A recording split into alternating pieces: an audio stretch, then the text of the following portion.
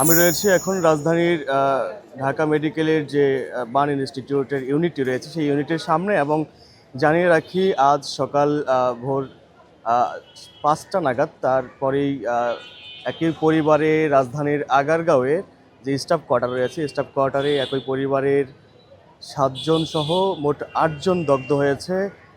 Gas লাইনের leakage ছিল, সেই লিকেজ থেকে বিস্ফোরণ ঘটে। জানিয়ে রাখি যে একই পরিবারে ৭ জন, তাদের মধ্যে ২ জন শিশু এবং ১ জন নারী এবং ১ জন বৃদ্ধ রয়েছে, পাশাপাশি ২ জন যুবকও রয়েছে। অর্থাৎ এই ৭ জন একই পরিবারের এবং ১ জন এই অগ্নিকাণ্ড দেখে তারা বাঁচাতে এসে সেও দগ্ধ হয়।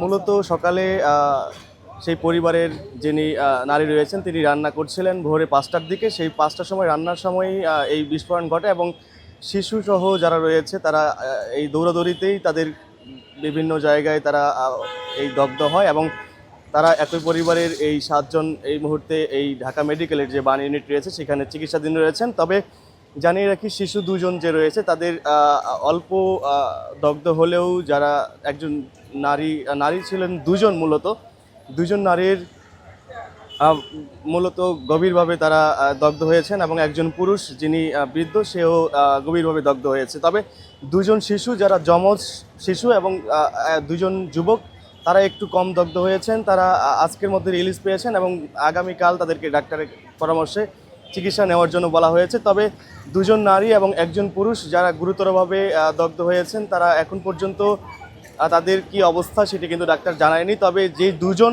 যুবক রয়েছে তাদের যেটি জানিয়েছেন যে তারা 15% তারা তাদের শরীরে দগ্ধ হয়েছে, 2টো পা 2টো হাত 4টি করেই ২ জনেরই একেবারে ঝলসে গিয়েছে, যেগুলো ডাক্তার এর মধ্যে দেখেছেন এবং তারা নিবিড় পর্যবেক্ষণে রয়েছে। তবে এখন পর্যন্ত যেটি আমরা জেনেছি তাদের যারা আহত হয়েছে তাদের সাথে আমরা কথা বলেছি, তারা বলেছেন যে বেশ কিছুদিন যাবৎ এই আগারগাঁওয়ের যে স্টাফ কোয়ার্টার রয়েছে সেখানে তারা সাবলেট থাকতেন এবং তারা জানিয়েছেন তাদের যে বাড়ির মালিক রয়েছে তাকে যে আমরা এই বাসায় আমরা গ্যাসের গন্ধ পাচ্ছি এবং যার ফলে এটি বারবারই তারা বলেছেন যে এটি ঠিক করে দেওয়ার জন্য। তবে বাড়ির মালিক এটি ঠিক করে দিয়েছে কয়েকবার, যদিও তারপরেও এই গ্যাস লিকেজ থেকেই যায়। তবে আজ ভোরে এই লিকেজ থেকেই বিস্ফোরণ ঘটে এবং বিস্ফোরণ থেকেই মূলত একই পরিবারের ৭ জন দগ্ধ হয়েছে এবং পাশের রুমের থেকে একজন এই বিস্ফোরণের পরে তিনি আসেন এবং এসে বাঁচানোর চেষ্টা করলে তিনিও দগ্ধ হন। মোট ৮ জন দগ্ধ হয়েছে আগারগাঁওয়ের এই স্টাফ কোয়ার্টারের বাসা থেকে। আমরা যদি একটু জানিয়ে রাখি যে এখন পর্যন্ত এই ৮ জনের ৩ জন গুরুতর আহত অবস্থায় এইখানে চিকিৎসাধীন রয়েছে। তাদের মধ্যে হচ্ছে ১ জনের স্ত্রী, ১ জন যুবকের এবং তার মা এবং বাবা, মোট ৩ জন একটু গুরুতর আহত। তবে বাকি যে শিশু ২ জন রয়েছে যমজ শিশু তারা মোটামুটি কম আঘাত পাওয়ার ফলে তাদেরকে ছেড়ে দেওয়া হয়েছে এবং যারা ২ জন যুবক রয়েছিল তারা ঘুমন্ত অবস্থায় ছিল। ঘুমন্ত অবস্থাতেই যখন তারা বিস্ফোরণের শব্দ পায় তখনই তারা ছুটোছুটি করে বের হওয়ার চেষ্টা করে এবং এই ছুটোছুটির মাঝেই তারাও বিভিন্নভাবে দগ্ধ হয় এবং এই মুহূর্তে তারা এই ঢাকা মেডিকেলের যে বার্ন ইউনিট রয়েছে এখানে চিকিৎসাধীন রয়েছেন।